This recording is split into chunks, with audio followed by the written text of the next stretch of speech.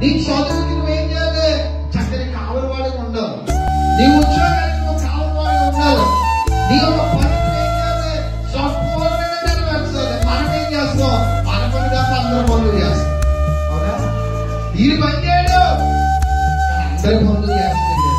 ఆదాము కూడా అప్పగించబడిన పని ఏం చేయలేదు.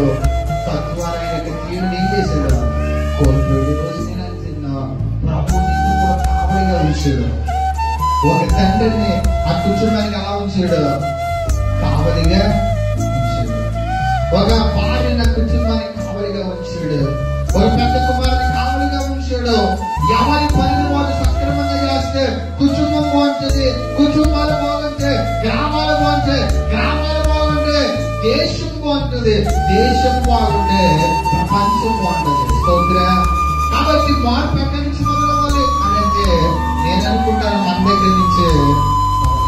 కాబట్టి ఈరోజు ప్రభు చెప్తున్న మాట, నీకు అప్పగించబడిన పని నమ్మకంగా చేయి. అదే దేవుడికి ఇస్తూ ఉన్న కాబట్టి అన్నాడు ఆ యొక్క ఆదామానికి పని చేయలేకపోయాడు అని సరిగా చేయలేకపోయాడు. తద్వారా ఆయనకే కాదు మానవాళికి శాపమును తీసుకొని వచ్చాడు. ఈరోజు నీ పని నువ్వు సరిగా చేస్తే నువ్వు దీవించబడితే నీ తరతరాలు దీవించబడతాయి.